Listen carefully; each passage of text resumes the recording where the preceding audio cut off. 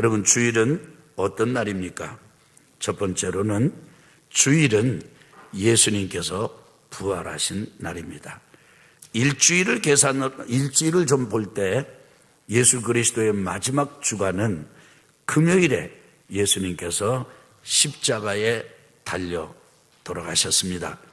그리고 장사 지낸 바 되고 토요일을 지나서 안식 후 첫날 이른 아침에 예수님은 다시 살아나셨습니다.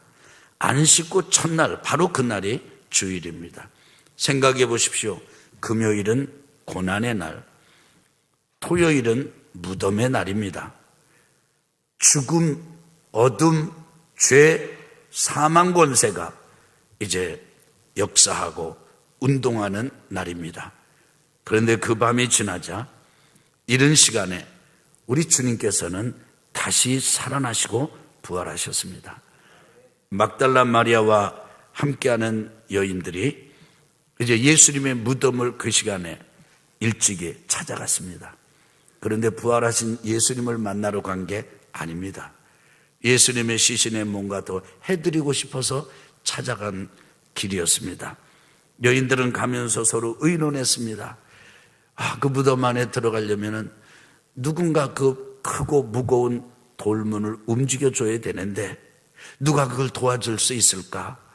이렇게 하면서 가봤는데 웬걸요? 이미 무덤의 돌문이 옮겨져 있었습니다.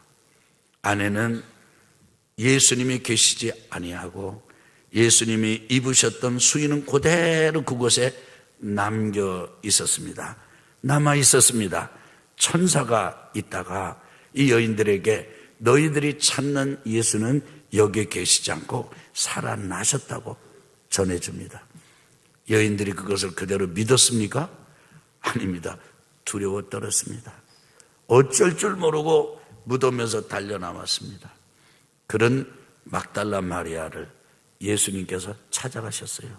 만나주셨습니다. 제자들에게 가서 일러줘라.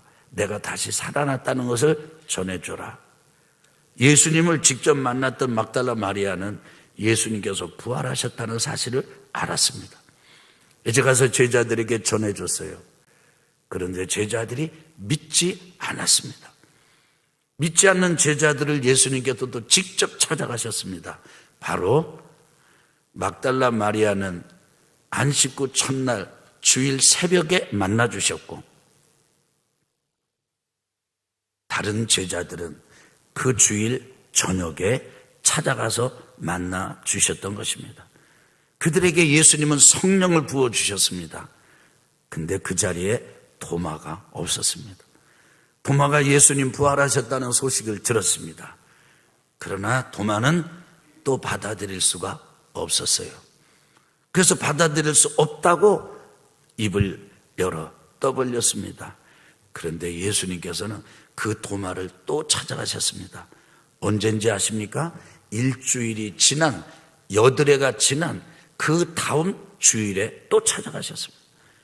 예수님께서 그 주일에 도마를 찾아가셔서 도마에게 말씀하셨습니다. 보지 못하고 믿는 자가 복되다. 이제부터는 보지 않고도 믿는 사람이 되어라. 여러분, 주일은 어떤 날이라고요? 주님께서 부활하신 날이라고요. 주님은 어떤 날이라고요? 주님께서 찾아와 믿지 않는, 부활을 받아들이지 않는 제자들을 만나주시는 날이 바로 안식 후 첫날 주일이었던 것이죠. 그래서 그때부터 제자들은 그 주일에 모임을 갖기를 시작했습니다.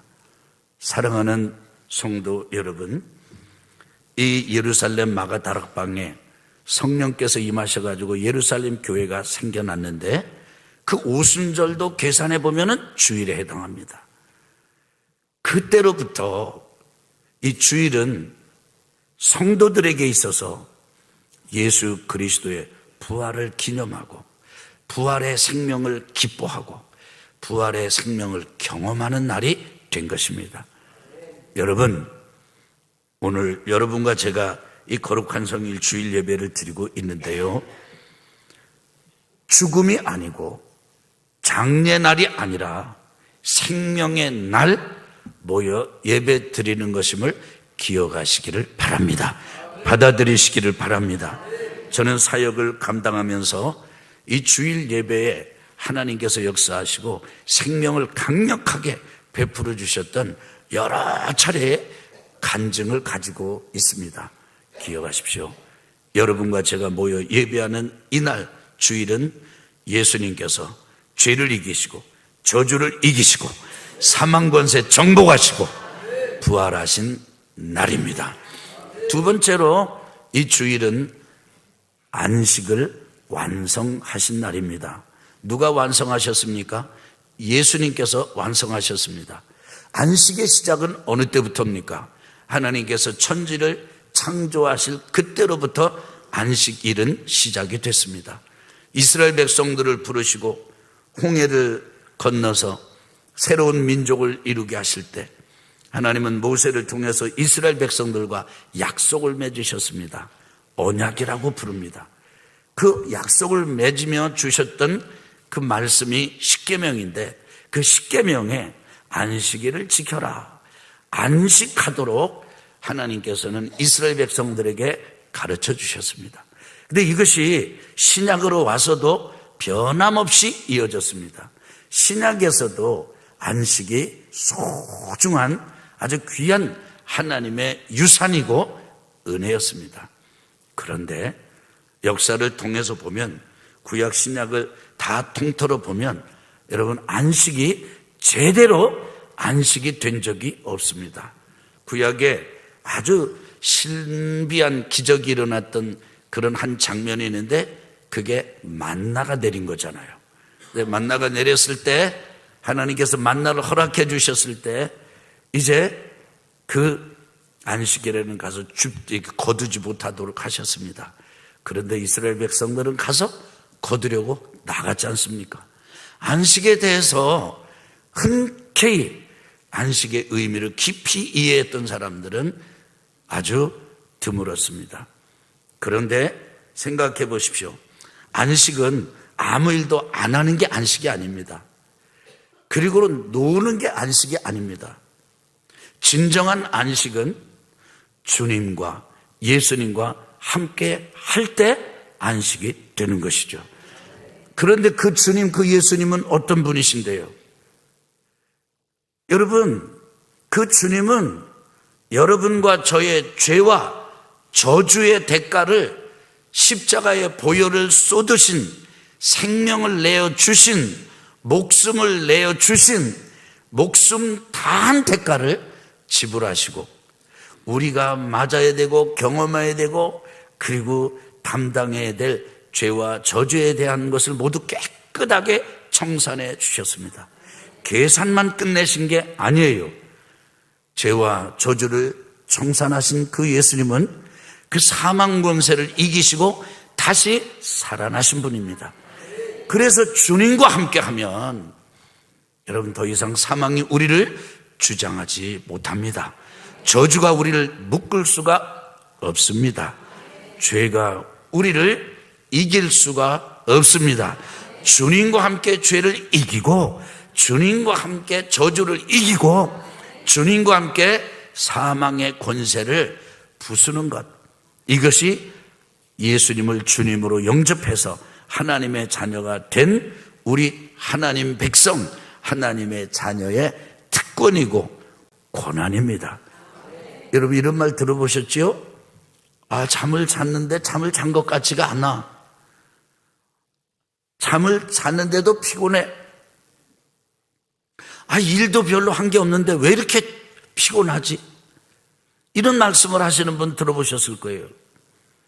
여러분 평안하고 아무 일도 안 하고 여유가 넘치고 시간이 아주 팍팍 남아 돌고 이런다고 해서 안식을 누리는 게 아닙니다.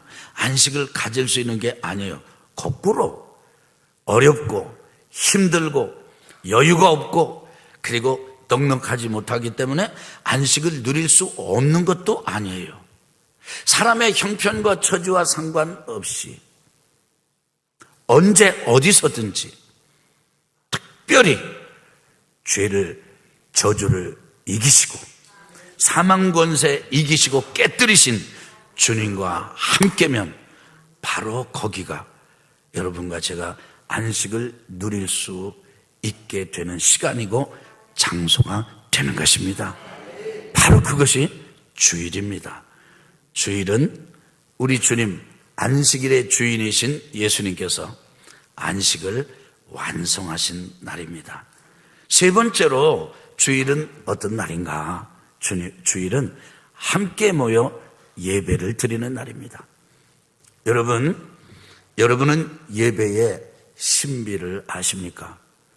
예배는요, 참 놀라운 은혜가 있는데, 오늘 여러분 예배 오실 때 어떻게 오셨습니까? 집에서 예배 오실 준비를 하셨잖아요. 몸을 씻고 옷을 정갈한 옷으로 입고, 그리고 시간을 구별해서 오늘 예배를 드리는 날이야. 예배를 드리러 가야지. 제 시간에 가야지. 일찍 가야지. 그래서 주차할 시간도 다 감안을 해서 이렇게 서둘러서 정시에 오셨지 않습니까? 전 참 우리 교회 성도님들에게 우리 교우들을 칭찬해 주고 싶은 게 있어요. 그것은 우리 성도님들이 시간을 잘 지키세요. 여러분, 제가 이렇게 예배를 드릴 때 예배 시간 지키세요 이런 광고를 한 적이 별로 없습니다. 왜냐하면 예배 시간을 잘 지키기 때문이죠.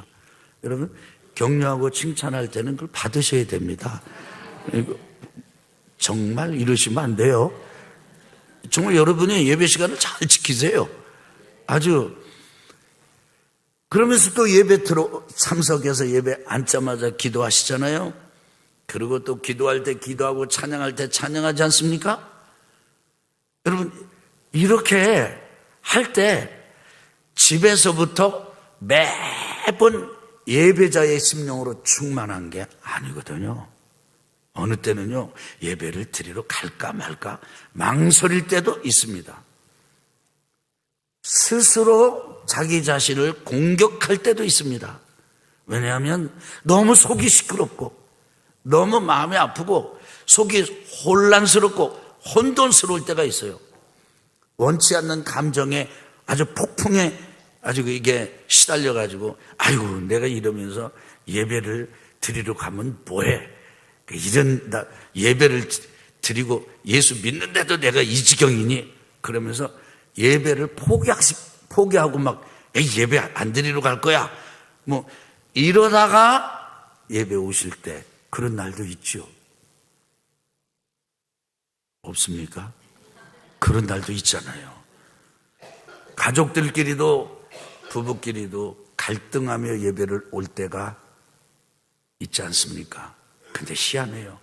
그런 마음을 가지고 와서 예배를 참여하고 기도를 하고 찬송을 하고 또 같이 이렇게 함께 말씀을 듣고 이러다 보면요, 어느새 내 마음속에서 염려, 근심, 걱정 이게 다 사라져버렸어요.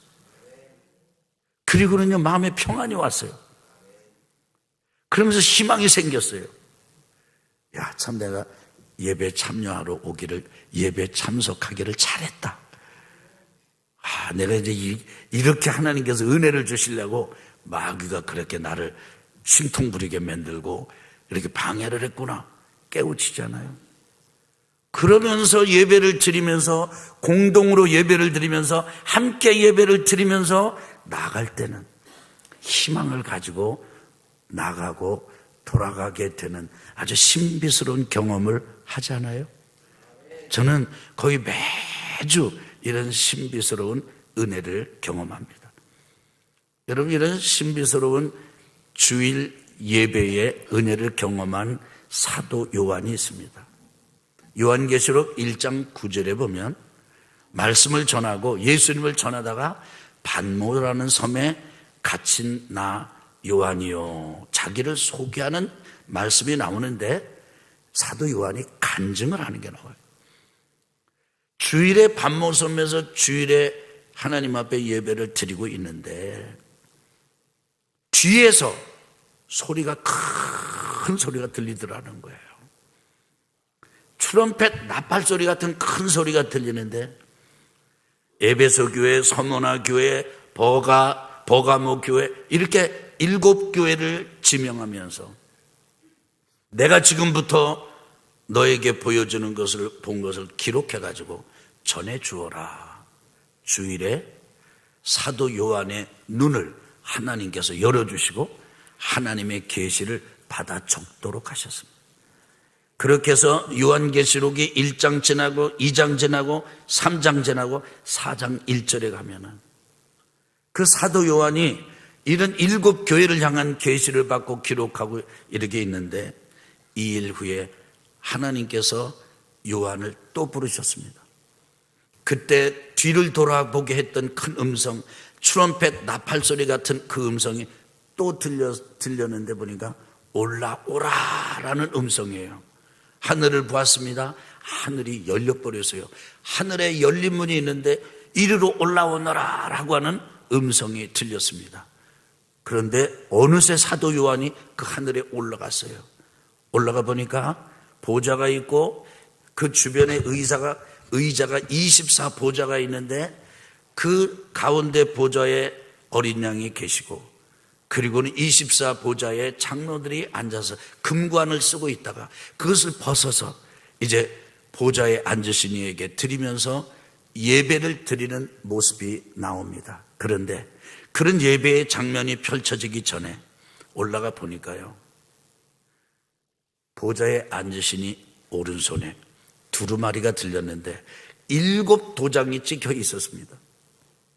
그런데 그 왕이고 그리고 보좌에 앉으신 우리 주님께서 이 두루마리에 도장을 뗄 사람이 누구냐 찾으셨어요.